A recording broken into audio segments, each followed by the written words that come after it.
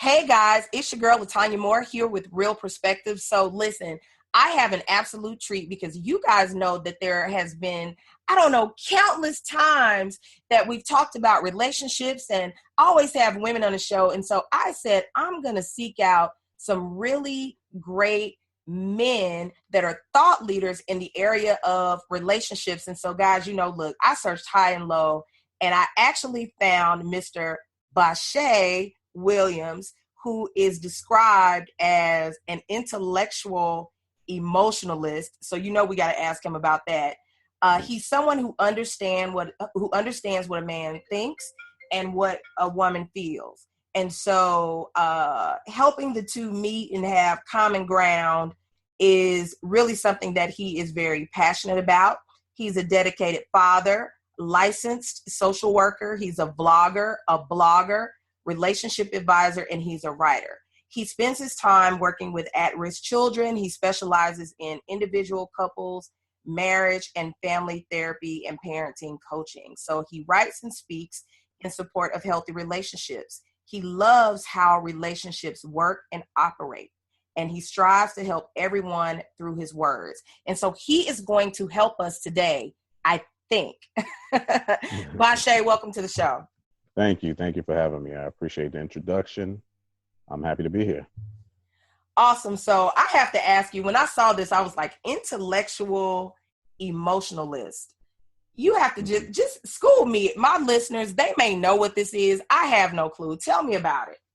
Well, it's what you described. For me, a couple of years ago, I came up with the term, basically, how they say women are more emotional and men are more logical.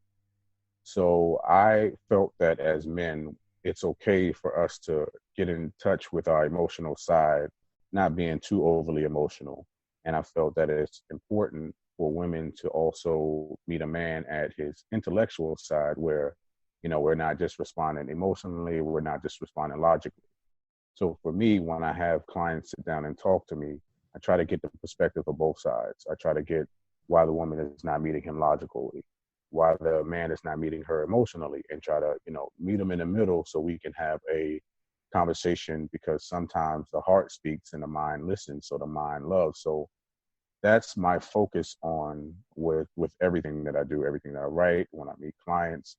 So that's what I came up. I'm the intellectual emotionalist. So I just want the people to meet. We don't have this confusion and we don't have this stereotype that, oh, you're too emotional. That goes for men too. Sometimes, there's this whole new era and they say men are too emotional or they're too soft, they're whining and all that type of stuff, not being overly emotional, but in touch and being able to express yourself to a woman. And the same thing with a woman, able to take a deep breath, sit back and tell us what you want, tell us what you need in order to have healthy relationships. Wow, that's really deep, because I know that is almost the crux of every issue that even I've personally had, and a lot of the people that I deal with just in my daily life. So what are some tools though? Because I know that you mentioned that, you may have a couple that are your clients. And so the women feel, the woman may feel like she's not being emotionally fed, and the men, I don't know, they may feel like they're not being respected. What are some of those common themes though? What do you find that really causes that disconnect? Well, it's a lot of stuff is based on the history of your last relationship or how you were raised. So again, going back to men were raised, and the boys, the only emotion that we're allowed to have is being angry and being, overly expressive in a way that still, allows you to remain a man or be categorized as strong and a leader in that aspect.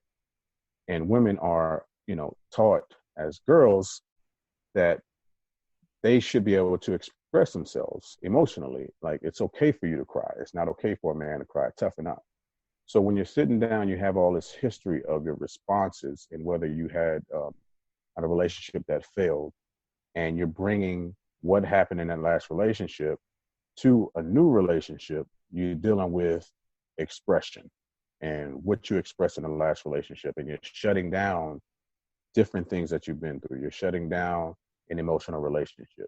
And men, if we show a sign of emotion and it's not received well, and if it's played with, if it's toyed with, I think a lot of times as men, we give opportunity for emotion to be received. If it's not, then we shut it down. And then it's like, oh, well, I'm not dealing with that. So you need to just calm down. You need to do this and we'll figure it out later. Men are thinkers, we're trying to fix, and women are saying, no, listen to me. This is how I'm feeling.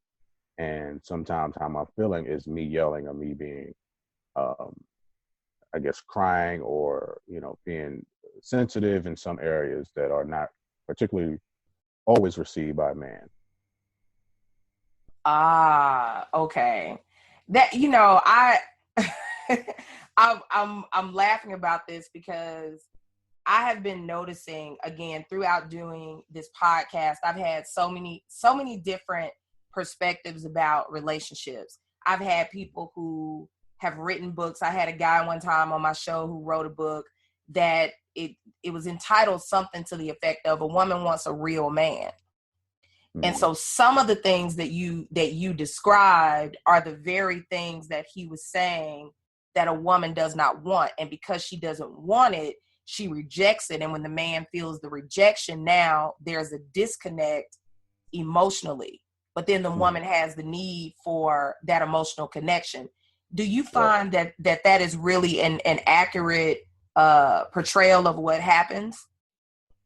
And exactly what aspect when you say that a woman is saying that she doesn't need it and a man gives it to her, he feels rejected and then the relationship breaks down? I'm not sure exactly what you're asking with that. Yeah, so a man expresses emotion. Let's say, I don't know, he cries or he in some way shows that he's sensitive in an area, and the woman that he's expressing that to, she rejects that in some type of way, whether it's like, oh, you being a punk, whatever. She responds negatively to it. And so this particular person's perspective was that women respond like that because they don't want men to be emotional. They only want men to sort of be like the strong, these are my words, brute like person. And so I was just wondering what your take on that particular perspective is. Well, I don't think there's a blanket or just overall way that operates or people operate in relationships, because at the same time, one would say the majority of women want someone to meet them emotionally, to understand their emotion or show some type of emotion or show some type of, be emotionally invested in the relationship. So there's two different types of situations with that. If a man is just being, he's crying about something that, maybe he should be able to just suck it up. And that can be just humans in general. If a man or a woman are crying about something that either one feels that this is nothing to cry about, why are you overly sensitive about that? That's not what I'm talking about. I'm talking about, expressing love emotionally to someone, meeting them where they need to be met in order so they can feel that you're emotionally invested, showing them that you care because you're paying attention. And the same thing with a woman, showing appreciation for the efforts that a man is putting forth. So if he comes and he's, overly happy or, he's overcome with some type of emotion where it's not typical for what a woman is seeing. I mean, I don't think the first time that is brought out, it's all circumstantial, but the first time it's brought out, it's kind of like, well, is she going to receive this? And she might be like, well, what is this about? And I think a conversation and communication, open lines, is something that needs to happen. Now, I'm not saying that a man should just be crying about everything or just hyperactive about anything, but that's the same thing goes with anger too, because anger is an emotion too. So you got to watch the man that's overly aggressive and popping off as soon as something goes down, because that's an emotion that he's, connected with. So there's always an emotion, and, we all need to have some type of balance. Absolutely. I believe that emotions have to be appropriate for the situation. Right. And of course, that's a subjective standard when you think about all the things that you talked about, how the person was raised, what are their natural inclinations, what's normal for Mm-hmm. them.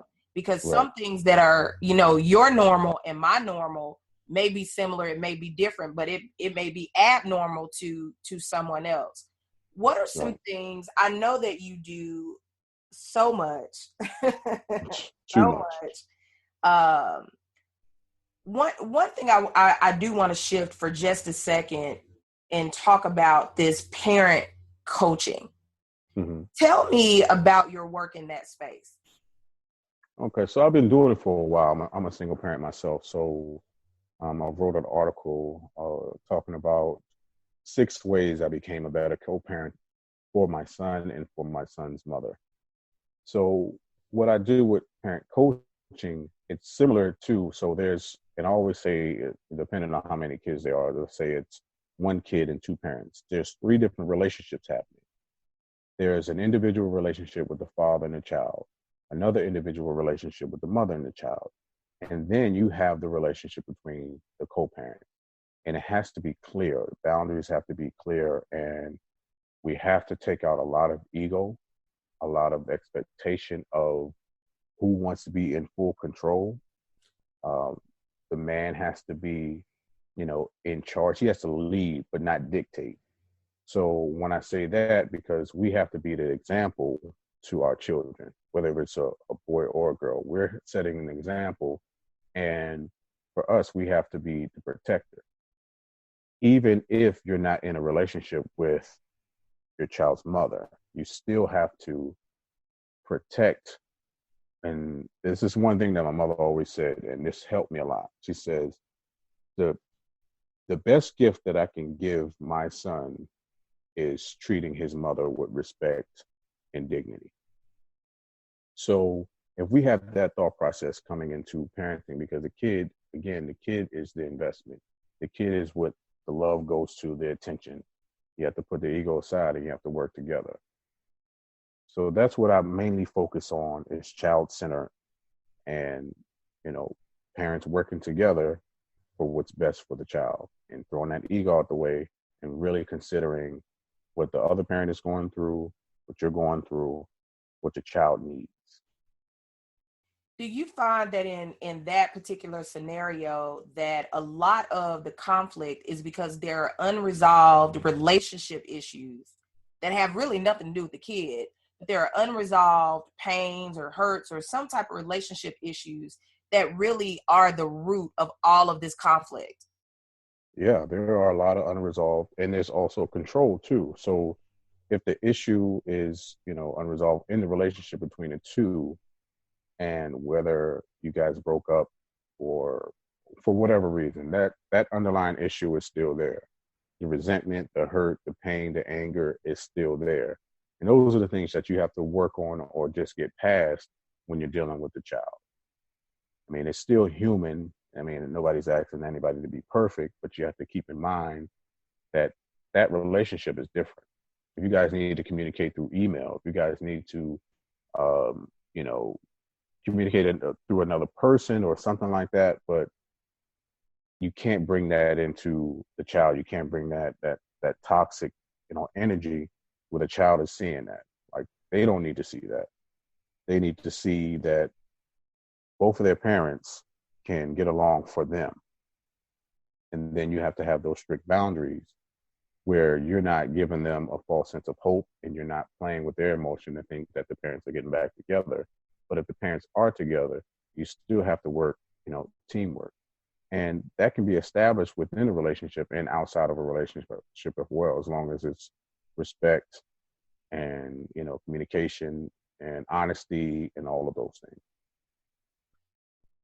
Wow, because this issue of co-parenting is really huge. I put a post out where I was just asking, and really I had no expectation of what was going to come back, but I was asking about it was something to the effect of, if money is no object, what are your 3 top legal needs? Now I thought I was going to get some of the stuff that I did get. A lot of people asking about things like entertainment and business contracts and things of that nature. but Mm-hmm. overwhelmingly, I got information, or I got input about, or responses about this concept, something that had to do with co-parenting, custody, child support, Mm-hmm. Mm-hmm.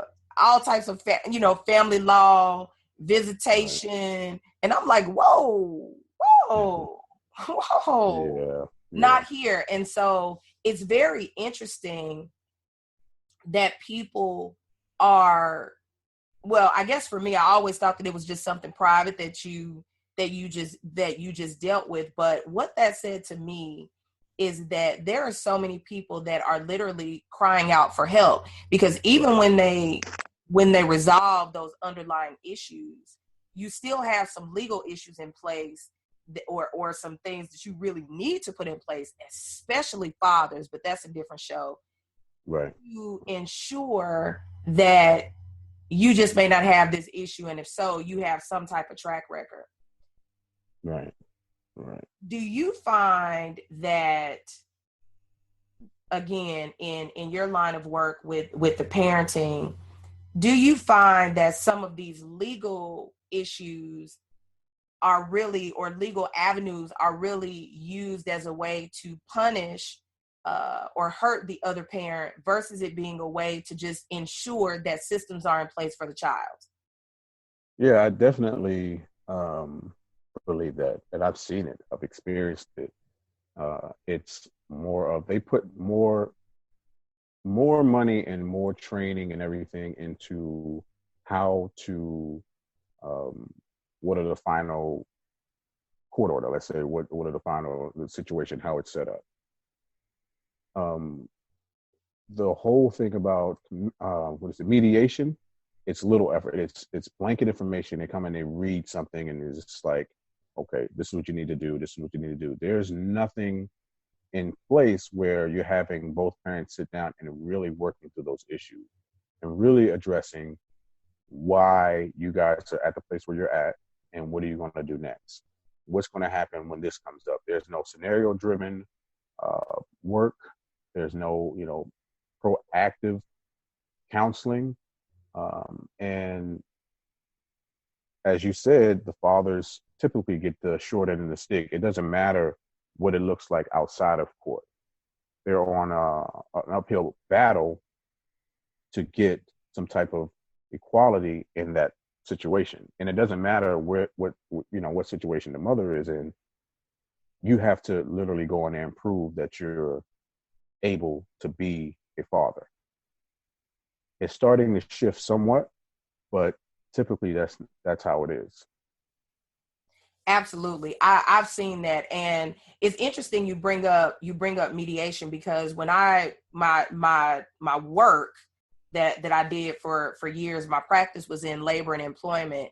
And of course, the interest in resolving labor disputes and discrimination cases and things like that is because at the end of the day, these people have to go back and work together. Right. And so there were a lot of different mediation methods. Different mediators work things out differently. But what we did is we started to use more counseling techniques. Exactly Okay. what you said, that we put into the mediation process when we trained mediators, because the reality of things was, we don't want to resolve the case, but the issues are still there. And I Right. think that is a missed opportunity in the area of family law, because typically what people only get there because of the courts. And so now the courts are just trying to resolve a case, but there's Right. no interest in preserving that relationship, or at least putting the relationship on a track where it can be healthy at some point. Right. So that's what I've noticed. But I want to ask you just a couple of things, because I know that our time is winding down. What are, just shifting for just a moment, because we could talk Mm-hmm. about parenting, just, oh my God, there's so many issues. But I do Right. want to get to something else, and I want to get to this, get back to the whole relationship and building healthy relationships. And I know we've talked about that there are some root causes for the demise of relationships or for relationships to be toxic. What would you say are like your top five top five characteristics of a healthy relationship? Well, communication is one, and being available. Two, not, you know, you don't just want your way. So being unselfish, communication, those are two. And, being willing to be vulnerable. And for me as a writer, you know, getting in and out of relationships, like my last relationship um, ended, I became, the writer. So, and I was able to write, and it was easy for me to share my emotions with a piece of paper because there's no rejection in that. And with that was the healing that I needed to do in order to move to a different relationship, in order to really understand what I needed to do and what I needed to be for myself before going into a relationship with someone else. So taking the time and taking out the ego, so communication, taking out the ego, so unselfishness, what was the one I just said? The being vulnerable, and really investing in the other person. Because people go into relationships saying, I want this or I need this from this person, and expecting everybody to meet the criteria of their list. And I think there's a difference between expectations and standards. Standards set the tone. And if a person doesn't meet that, they're automatically out. But if you're expecting a person to do certain things and to be a certain way all the time, that's not going to work. Relationships are always heading always in some sort of direction. They're always, growing. And it does not mean that you're growing together. Sometimes you're growing apart, but they're always growing. So having that understanding and really understanding yourself before you get into a relationship, before you try to bring somebody in to learn you and you don't learn yourself, that's a recipe for a failure and an unhealthy relationship. So the healthy relationships, I think you have to be able to be vulnerable. You have to have good communication. You have to get rid of the ego. You have to really want to invest in a person and compromise. Those things are very important in healthy relationships. Wow, awesome. Thank you so much. And so listen, what are some things that you're working on that you would like to share with our listeners? I currently have a blog. Of course, I have my Instagram. Is BaShaeWilliams.com. I'm sorry, Bashea Williams. And I have my blog, which is BaShaeWilliams.com, where I write a Dear Future Wife series. I do parent coaching and parent articles on there. I talk about finance. I talk about relationships in general. But I'm also working on my book. It's called Dear Future Wife, a man's guide and a woman's reference to healthy relationships. So there I will take some stuff off of my blog and break them down into more, instead of like the poetic type of stuff, and break it down into how you can actually apply this to your relationships, apply this to yourself. So those things are coming out. And I also have a YouTube channel where I do Ask BaShae, where I answer questions from some of the clients that are willing to have their question publicized. Otherwise, I have clients where we just meet privately. So that's what I'm working on right now. And I'm doing speaking engagements. I have one coming up in Dallas, Valentine's Day weekend on 11th. And I have a couple of things coming around the corner as well. Awesome, awesome, awesome. So where can they follow you and just keep up with what you're doing? On Facebook, it's Bashea Williams, is BASHEA Williams. On my website is BaShaeWilliams.com. Instagram is Bashea Williams. So is my YouTube. Everything is Bashea Williams. Well, they should not have any problem finding you. Right. Bashea Williams everywhere. Bashea Williams everywhere. Awesome, awesome, awesome. So what is that one piece of advice that you would like to leave our listeners with? Spend some time alone and really find out what you want, what you are willing to give. And that's the most important thing. Invest in yourself. Invest in yourself before you try to give yourself to anyone else, because you need to know what you're giving before somebody else can receive what you're giving. See, if you could see me right now, like you know how the people put their hands in the air because they're like, yes, that is me. Yes. That is, and I promise you, I'm not just saying this, but that is by far we've had some great advice on this show, but that is the best advice. And listeners, I'm encouraging you to really, really soak that in and understand where he's coming from. Because for people like us that have lived it, it is the best thing that you can do. Love you, get yourself together before you try to give yourself to somebody else. Right. BaShae, thank you so much for being on Real Perspectives. I will continue to follow you and watch all the great work that you're doing. And don't be a stranger. I won't. Thank you for having me. Thank you for having me. Let's Okay, stay in awesome. touch. Awesome. Yes. So, Real Perspectives listeners, you heard it from the man himself. It is all about getting yourself together. I'm your host, LeTonya Moore. This is Real Perspectives, where we seek real people with real issues and real solutions from real perspectives.